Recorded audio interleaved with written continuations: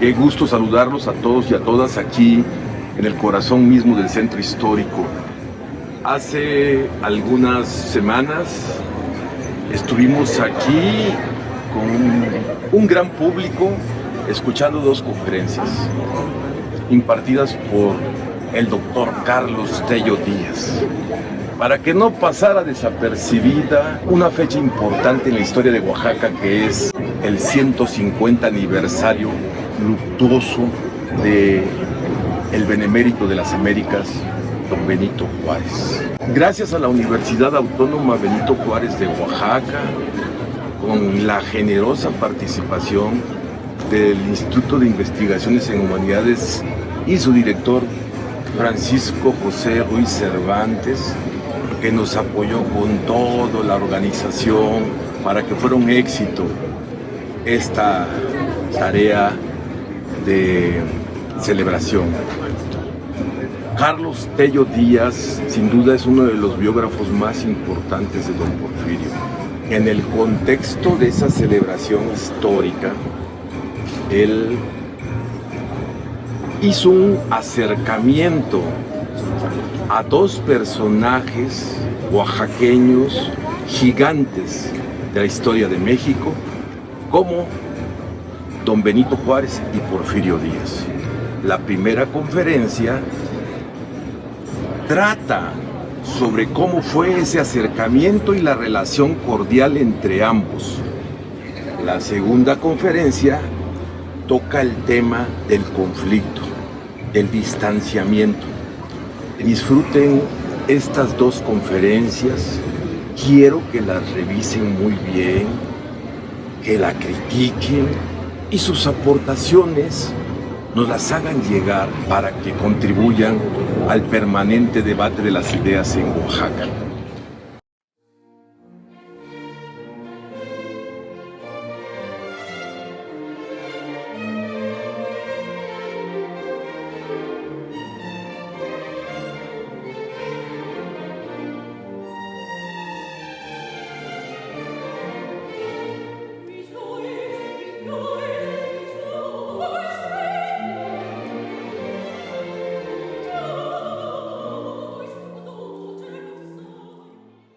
Hace 10 años, al comienzo del otoño de 2012, cuando Martín Vázquez Villanueva era diputado federal, nos conocimos y me pidió coordinar un ciclo de conferencias que se llamó Oaxaca en el debate nacional. Quizás algunos de ustedes estuvieron presentes en algunas de esas conferencias que fueron muy exitosas, de muy alto nivel. Vinieron personalidades importantes del mundo intelectual y político de México. Recuerdo ahora mismo a José Woldenberg, a Enrique Krause, a Jorge Castañeda, a Carlos Elizondo, a muchos otros distinguidos intelectuales que, por su amor a Oaxaca y por su interés en participar en el debate nacional, aceptaban una invitación que no implicaba honorarios, y que hacíamos todos con el apoyo, decía yo, de Martín Vázquez Villanueva. Fue en ese contexto, hace 10 años, empezamos estas conferencias, que conocí a Paco Pepe, que conocí a algunos de ustedes que andan por aquí. Acabo de ver a Miguel Ángel Vázquez, que anda por allá, que trabajaba entonces en el Archivo del Estado, en el convento, el exconvento de Siete Príncipes, que me dio a conocer documentos muy interesantes de Porfirio Díaz, entre ellos el documento más antiguo que Porfirio Díaz firmó como funcionario público. Todavía no era jefe político de Ixtlán, y firmó este documento que me hizo conocer Miguel Ángel, muy interesante. Con todo esto termino la introducción para repensar la relación de Benito Juárez y Porfirio Díaz.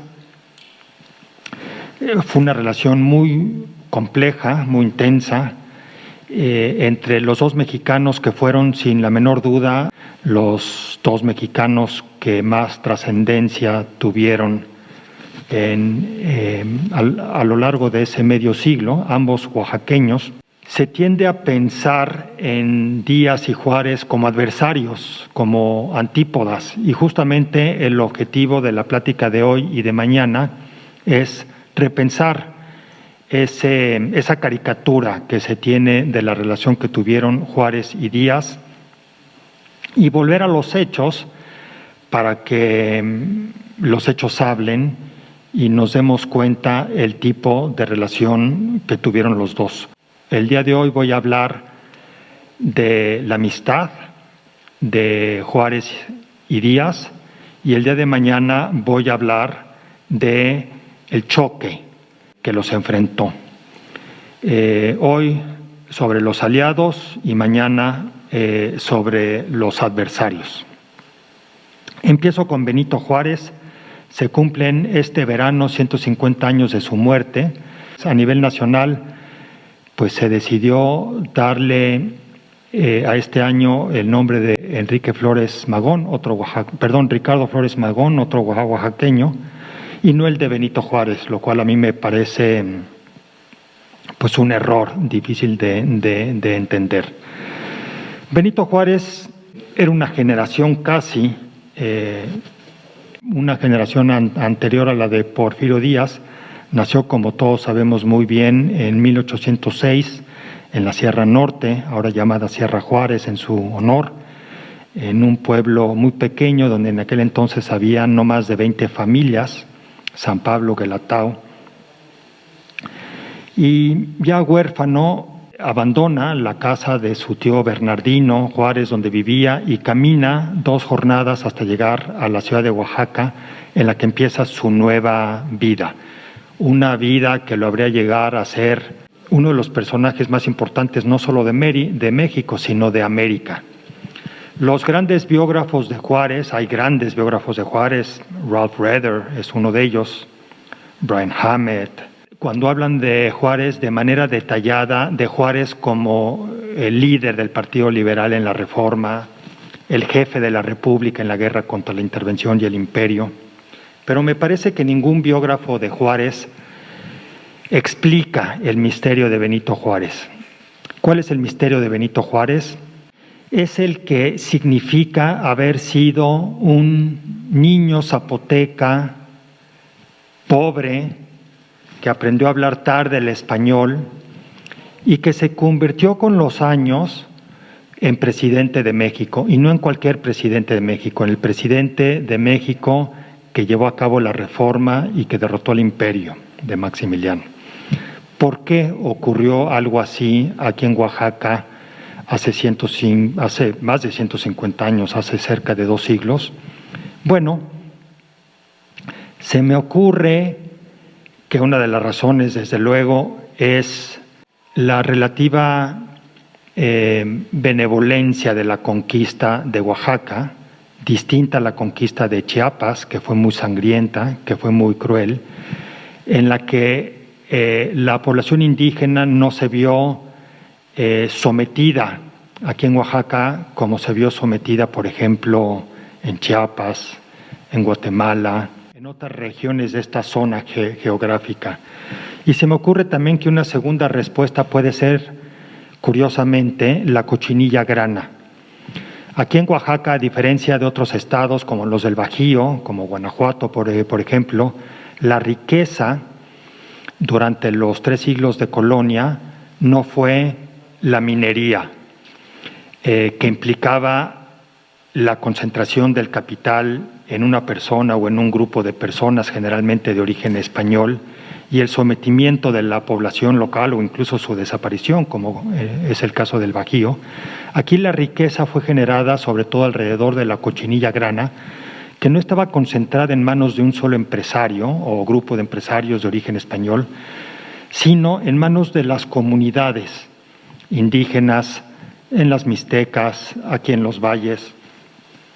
Y eso significa que la riqueza que se generó en Oaxaca durante la colonia benefició a quienes generaban esa riqueza, a las comunidades indígenas, a las familias indígenas que tenían y que cultivaban la cochinilla grana.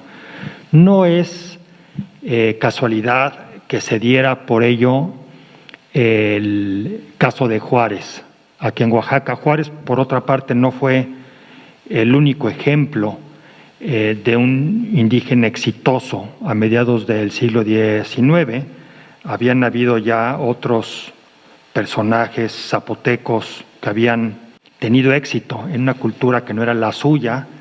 Miguel Méndez es uno de ellos y Marcos Pérez es otro de ellos. Marcos Pérez, amigo y compadre de Juárez, que fue de hecho el primer gobernador indígena de Oaxaca, unos años antes que Benito Juárez. Esta es mi hipótesis para tratar de entender el misterio de Benito Juárez. Como sabemos, vive en casa de Antonio Salanueva, que es ahora un museo, aquí en la calle de García Vigil. Acabo de pasar por ahí. Salanueva era encuadernador de libros, era terciario de la Orden de San Francisco, al igual que el padre de Porfirio Díaz, por cierto. Seguramente se conocían, eran contemporáneos. Y don Benito entra al seminario, después al instituto, el antecesor de la Universidad Autónoma Benito Juárez de Oaxaca. Se titula como abogado y tiene una carrera exitosa como abogado de las comunidades, como funcionario de gobierno. Fue secretario de gobierno en el gobierno del general Antonio de León, y el éxito que tuvo en su carrera política lo lleva eventualmente al gobierno de Oaxaca, al gabinete del presidente liberal Ignacio Comonfort y a la presidencia de la República al estallar la Guerra de Reforma. Porfirio Díaz nace casi una generación después, como decía, en 1830. No pertenece a una familia tan humilde y tan marginada como la de Benito Juárez. En aquel entonces fue una de las cosas que descubrí cuando estuve haciendo hace 10 años la investigación sobre la vida en Oaxaca, en el primer tercio del siglo XIX, para escribir la biografía que escribo sobre Porfirio Díaz. En aquel entonces, en Oaxaca, la pobreza era general. Incluso las clases más privilegiadas vivían con una modestia relativa, y era el caso, desde luego, de la familia Díaz. Pero los Díaz eran una familia destacada en el Estado. Díaz, con apoyo de su tío y padrino, una persona importante en la iglesia, en la diócesis de Antequera, José Agustín Domínguez, ingresa al seminario de Oaxaca. Tiene la misma trayectoria que Benito Juárez, que era la trayectoria común de quienes aprendían a leer y escribir, no solo en Oaxaca, sino en el resto de México en el siglo XIX, que era aprender a leer, aprender las primeras letras en el seminario conciliar y después, eventualmente, pasar al instituto, a hacer estudios, por ejemplo, de Derecho. Porfirio Díaz tenía ya 19 años, acabados de cumplir, cuando conoce a Benito Juárez. Estoy hablando de finales de 1849, es en ese momento gobernador de Oaxaca, y Díaz ha terminado ya sus años en el seminario y comienza sus estudios para seguir la carrera de la Iglesia.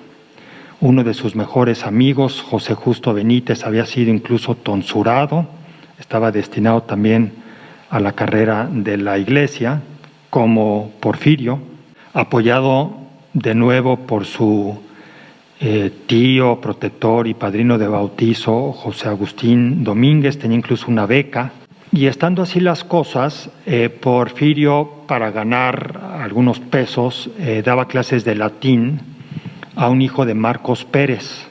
Y terminando una de esas clases de latín, un 28 de diciembre de 1849, me dio mucho gusto dar con esa fecha, ayudado por Paco Pepe, porque es la fecha en la que se encuentran estos dos mexicanos que habrían de tener un impacto tan importante en su país en la segunda mitad del siglo XIX. Al terminar las clases de latín el 28 de diciembre de 1849, Marcos Pérez le propone a Porfirio Díaz ir a la ceremonia de premiación de fin de año del Instituto de Ciencias y Artes del Estado de Oaxaca, que quedaba cerca de donde vivía Marcos Pérez. Para situarnos aquí en la ciudad, Marcos Pérez vivía al lado, hay una placa, si mal no recuerdo, o en todo caso tengo este dato del libro de Portilla, del centenario de Oaxaca, vivía al lado de la iglesia de San Agustín, y el Instituto de Ciencias y Arte de Oaxaca estaba en ese momento en lo que hoy es el exconvento de San Pablo. Caminan un par de cuadras. Yo me pregunto cómo estaba vestido Porfirio, porque con frecuencia se vestía de traje talar. En el seminario quizás estaba vestido así. Cuando asistió al instituto, el instituto, como acabo de decir, estaba situado en un convento, el convento de San Pablo, dirigido por los frailes dominicos. Había varios profesores en el instituto que eran miembros de la orden de predicadores. No había una división del Estado con la Iglesia. Estamos hablando de los años anteriores a la Reforma. Así que es posible que Porfirio, vestido de traje talar, acompañara a su amigo y protector Marcos Pérez a la ceremonia de premiación en el instituto esta noche en que la luna alumbraba el cielo sin nubes, según dice la crónica del periódico de Oaxaca, en el que documenté lo que sucedió en esa noche memorable del 28 de diciembre de 1849, en la que Marcos Pérez introduce a Porfirio Díaz con el gobernador de Oaxaca, el licenciado Benito Juárez.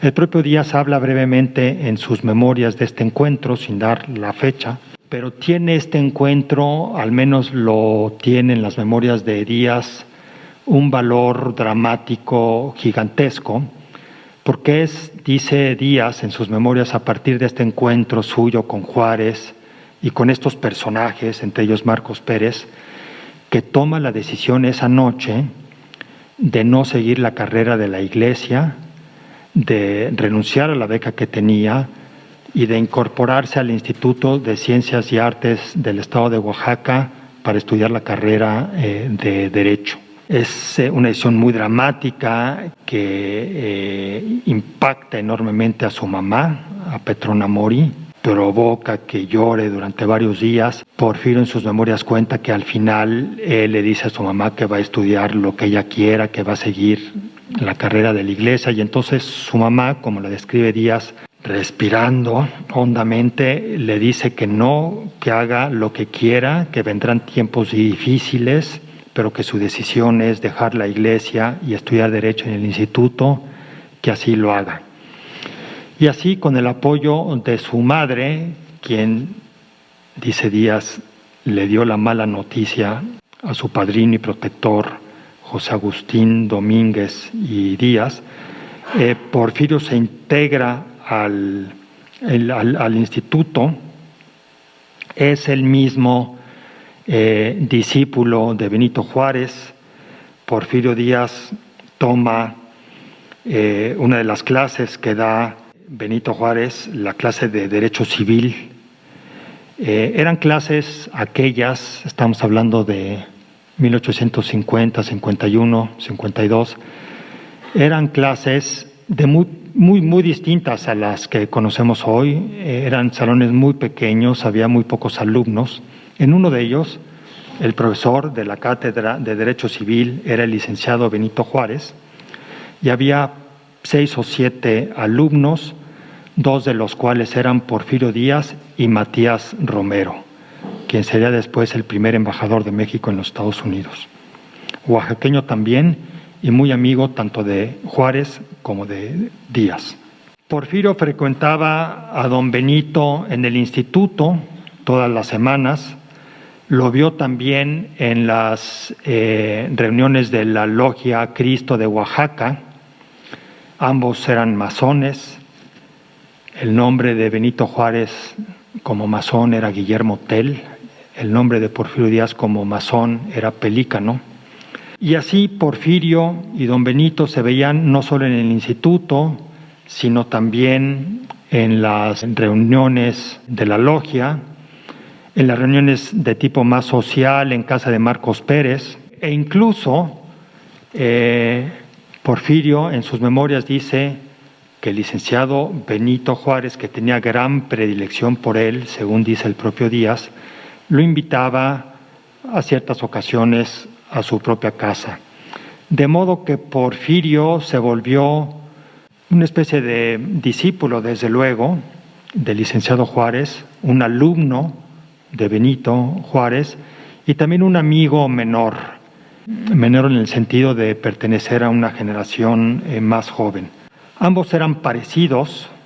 En el caso de Juárez, los rasgos que lo distinguían estaban ya consolidados, en el caso de Porfirio se estaban apenas formando, pero los dos eran ya en ese entonces, en la década de los 50, personas duras, impenetrables, muy exactas en su memoria, conocedores los dos de los resortes que mueven a los hombres. Al triunfar el plan del hospicio, el general Santana se convierte en presidente y dictador de México, dictador porque le fueron dadas facultades extraordinarias. A quienes les eran dadas estas facultades se les decía en aquel entonces que ejercían el gobierno de manera dictatorial, gobernaban por decreto. El propio Juárez, por cierto, gobernó la mayor parte de los 14 años que fue presidente de México con estos poderes excepcionales, y por esa razón era frecuente en la prensa de la época leer que Juárez gobernaba por decreto, gobernaba de manera dictatorial. Tanto Juárez como Porfirio se enfrentan a Santana. Juárez es exiliado, primero a Cuba, después a Nueva Orleans, donde conoce a Melchor Ocampo, y Díaz, que está ya a punto de concluir sus estudios de Derecho en el Instituto, se declara en un referendo organizado por el propio Santana en diciembre de 1854 por la candidatura del general Juan Álvarez, el jefe de la revolución de Ayutla, contra Santana, y tiene que dejar sus estudios, salir de la ciudad de Oaxaca, buscar refugio en las Mixtecas y abrazar las armas para luchar contra la dictadura de Santana. Tiempo después triunfa la revolución de Ayutla, con la que llegan los liberales al poder. Los liberales que poco después, en el Congreso Constituyente del 56, articulan y promulgan la Constitución Liberal de 1857.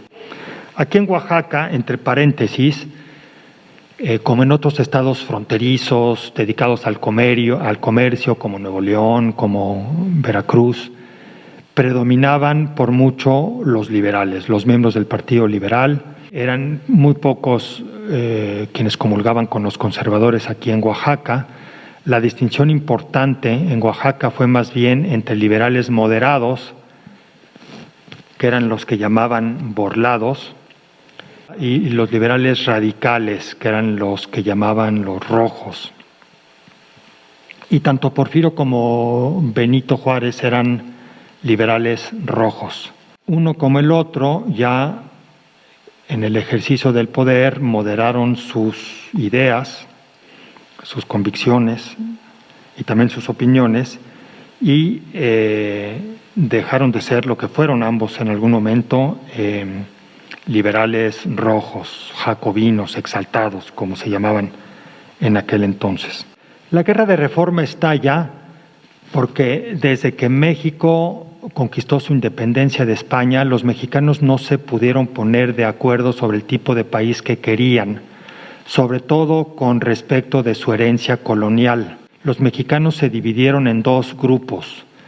Por un lado, estaban aquellos que pensaban que México debía tener leyes acordes con sus tradiciones y sus costumbres, que eran tradiciones y costumbres heredadas de la colonia, y que el gobierno debía legislar para tener ese tipo de leyes en armonía con las costumbres y las tradiciones del país. A estos mexicanos se les llamó con el tiempo los conservadores. Por otro lado estaban los mexicanos que, por el contrario, querían un rompimiento brusco, radical con la colonia, con España, y querían que el gobierno legislara no para tener leyes acordes con las tradiciones y las costumbres de los mexicanos, puesto que justamente esas costumbres y tradiciones eran coloniales, sino para educar al pueblo mexicano en nuevos valores, en nuevas costumbres que permitieran el rompimiento con la herencia colonial y la construcción de un México moderno. Y estos mexicanos fueron conocidos en la historia como los liberales. Este choque, decía yo, inicia muy poco después del triunfo de la independencia. Desde 28 ya hay un conflicto entre estas dos visiones del país. En 1833 se expresan de una manera muy clara con las reformas liberales que propuso el vicepresidente Valentín Gómez Farías, que produjeron una reacción importante del ejército y de la iglesia, hasta que al final este conflicto estalló en la forma de una guerra, la Guerra de Reforma o la Guerra de 3 años, que estalla en 58, a principios de 58, y termina en 61, a principios de 61, con el triunfo del Partido Liberal. Durante esta guerra, Benito Juárez asume la presidencia del país. En algún momento llegaron a haber 2 presidentes en México, el general Miguel Miramón, presidente del gobierno conservador en la Ciudad de México, y el presidente Benito Juárez, presidente del gobierno liberal, con sede en Veracruz.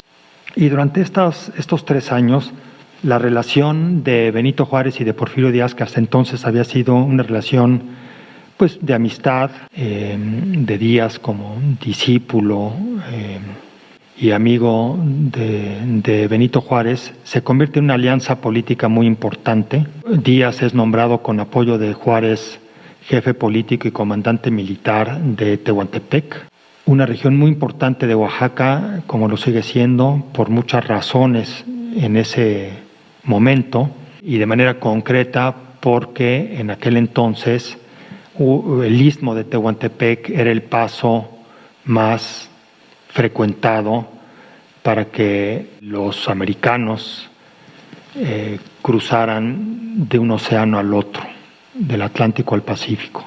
Era más fácil bajar a México y cruzar por el istmo de Tehuantepec que atravesar el continente norteamericano por tierra. En aquel entonces salvaje y bajo control de los distintos pueblos indios que habitaban Norteamérica. Entonces, por esa razón estratégica, el istmo de Tehuantepec era muy importante durante la guerra, y especialmente por la guerra. De hecho, una de las grandes proezas de Porfirio Díaz durante esa guerra fue pasar un armamento que Juárez mandó con aliados cubanos al río Coatzacoalcos para que Díaz, como jefe político y comandante militar de Tehuantepec, llevara las armas al puerto de La Ventosa, lo que es ahora Salina Cruz, para ser embarcadas hacia Guerrero, a manos del general Juan Álvarez. Díaz asciende, llega como capitán a Tehuantepec, y meses después, al terminar su mandato en esa parte de Oaxaca, llega a la capital del estado como coronel, con el apoyo de Juárez. Hay una frase conocida de Juárez de esos años que dice: Porfirio es el hombre de Oaxaca. Así termina la Guerra de Reforma, triunfa el Partido Liberal, Juárez es electo presidente, Díaz es electo diputado por un distrito de Oaxaca, Ocotlán, si mal no recuerdo. Las elecciones entonces en México pues eran elecciones que, como sucedió en México durante todo el siglo XIX y prácticamente todo el XX, eran organizadas, financiadas calificadas y juzgadas por las autoridades, por el gobierno del país. La derrota de los conservadores en la guerra de reforma y el triunfo de los liberales en esta misma guerra no terminó en el mismo momento, no terminó en el año de 1861, se prolongó varios años más por causa de la intervención francesa y del imperio de Maximiliano. Tanto el ejército de intervención francés como el emperador Maximiliano eran más bien de tendencia liberal moderada, paradójicamente invitados a México por el Partido Conservador, lo cual produjo contradicciones que debilitaron la propia causa de la intervención y del imperio. Estaban enfrentados a la República, encabezada por el presidente Juárez y dominada por completo por el Partido Liberal, aunque había algunos generales destacados que habían luchado en la Reforma con el Partido Conservador y que renunciaron al Partido Conservador para abrazar la causa de la defensa de su patria, bajo la autoridad del presidente Juárez y del Partido Liberal, que de hecho controlaba el gobierno de la República. Entre estos generales destacaba el general Manuel González, que fue presidente de México. González Ortega fue el gran jefe del ejército liberal de principio a fin, fue quien ganó la batalla de Calpulalpan. Ignacio Zaragoza, liberal de una región fronteriza, el propio Zaragoza nació en Texas cuando Texas era mexicano. Ignacio Mejía, oaxaqueño, liberal de siempre, muy cercano a Juárez, su secretario de defensa, no de defensa, de guerra, como se llamaba entonces. El gobierno de la República era un gobierno del Partido Liberal. Y que al triunfar la República, el Partido Conservador fue derrotado para siempre y no volvió a tener participación política en México. Durante la Guerra de Intervención, Porfirio Díaz, que había tenido una carrera destacada como jefe político y comandante militar, sobre todo en Tehuantepec, Porfirio Díaz se convierte entre 62, que empieza la intervención, y 67, que termina el imperio, que es derrotado el imperio. En esos 5 años, Porfirio Díaz se convierte en el general más popular del ejército de la República. Porfirio Díaz está presente como general de brigada el 5 de mayo de 1862 en Puebla, pero fue Benito Juárez en persona quien, meses después del 5 de mayo, fue a Puebla y condecoró personalmente a los generales vencedores de esa batalla el 5 de mayo. Díaz está también presente en el sitio de Puebla, bajo las órdenes del general Jesús González Ortega, justamente, otro momento honorable de las armas de la República. Tras la capitulación de Puebla es hecho prisionero, pero se fuga. Y tras fugarse busca al gobierno de Juárez, lo encuentra en la Ciudad de México, lo sigue a San Luis Potosí. No han ocurrido todavía las grandes batallas en las que Díaz se volvió famoso, se volvió el general más popular y más famoso del Ejército de la República. Miahuatlán, La Carbonera, el 2 de abril todavía no ocurren. Díaz es ya el aliado y el hombre de confianza del presidente Juárez, y es a Díaz a quien Juárez elige para ser ministro de guerra. Díaz no quiso, dicen sus memorias, lo fue muy poco tiempo. Juárez acepta que no lo sea y le da en cambio el cargo de general en jefe de la línea de Oriente y del ejército de Oriente en 1863. Juárez quería en San Luis Potosí, dirigiéndose hacia el norte, porque de San Luis Potosí llegó después a Saltillo y luego a Monterrey, construir un ejército, el ejército de Oriente, que amenazara la retaguardia del ejército francés. Quería obligar al mariscal Bazaine, comandante en jefe del cuerpo expedicionario francés, quería obligarlo a tener que enfrentar un ejército en su retaguardia, en su espalda, que era el ejército que estaba construyendo Porfirio Díaz en la llamada línea de Oriente, que incluía los estados entonces más poblados y más ricos del país, el Estado de México, que incluía Morelos, el Estado de Puebla, el Estado de Veracruz, Oaxaca, Tabasco estaba incluido, Campeche estaba incluido en esa línea de Oriente. El propio Díaz es nombrado general de división por Juárez en 1863, por lo tanto fue general de división durante más de medio siglo. Ocurren en esa guerra grandes acontecimientos. Oaxaca sufre un sitio prolongado, desgastante y sumamente destructivo. Finalmente los republicanos se rinden. Díaz es llevado prisionero a Puebla otra vez, es encarcelado en el convento de la Compañía, lo que es ahora la Universidad Autónoma de Puebla. Se fuga en una fuga legendaria. Todavía en Puebla hay un letrero grabado en Talavera que dice: por aquí se fugó la noche del 23 de septiembre de 1865 el general Porfirio Díaz, colgándose de una cuerda sujeta a una estatua de San Ignacio de Loyola. Busca Díaz, recién fugado, sin armas, sin compañeros, el apoyo del general Juan Álvarez, destacado insurgente, ya viejo, que vivía en la hacienda La Candelaria, cerca de la costa de Guerrero.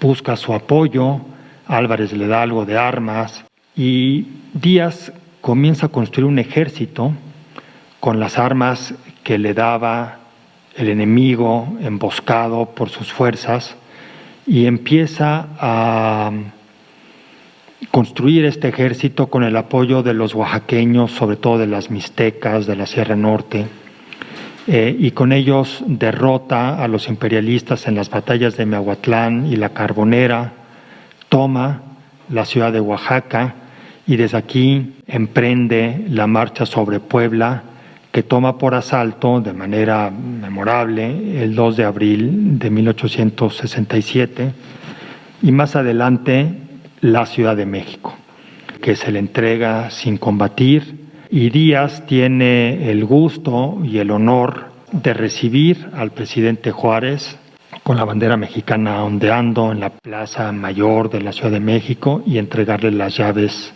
de la Ciudad de México. Es el momento, me parece, culminante de la relación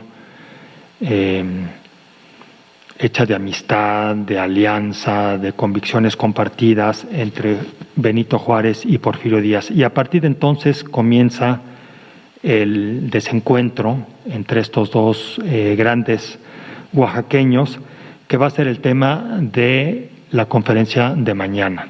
Muchas gracias y buenas tardes.